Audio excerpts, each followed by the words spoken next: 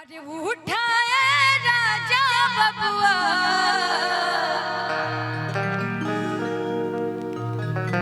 एगो जनी जैसे तिलक जब भाई के चढ़ल तो एगो बहन अपना भैया से कहता, बड़ बहन बा अपना भैया से कहता कि बबुआ तनी से तैयार हो जा जल्दी से, तहार तिलकारू आई बड़न। आ सुंदर भाव से कहते रहे, अरे उठाए राजा बबुआ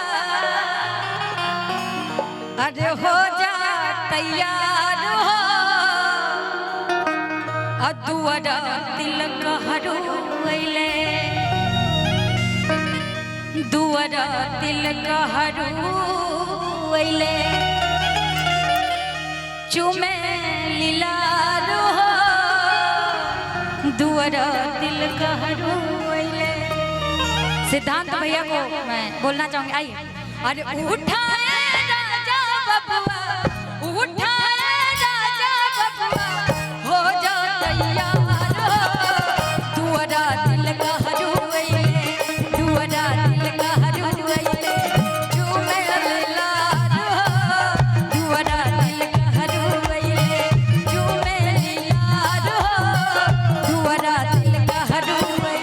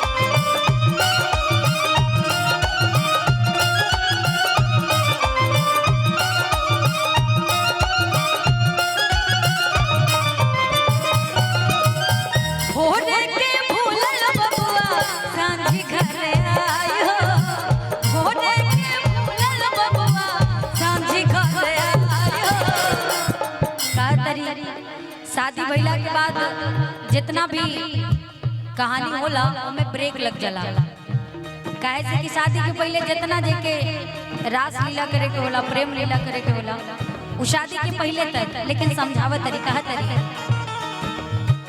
भोरे के भूलल बबुआ सांझे घर आई हो, भोरे के भूलल बबुआ सांझे घर आई हो, छूटल अपना मटका छूटल अपना मटका वाला व्यवहार हो, छूटल अपना मटका वाला व्यवहार हो, छूटल अपना मटका।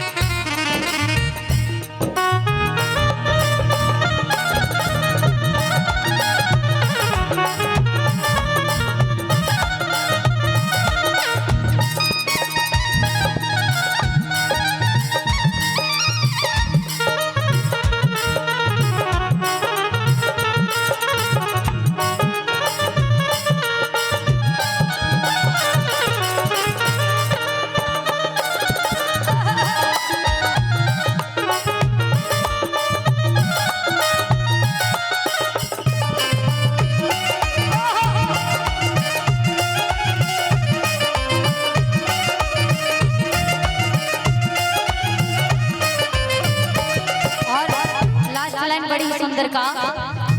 आज दुल्हन के जो पिताजी होंगे उनका भी सीना एकदम चौड़ा हो गया होगा 56 इंच का, क्योंकि सिद्धांत जैसा उनको दामाद मिला है। क्या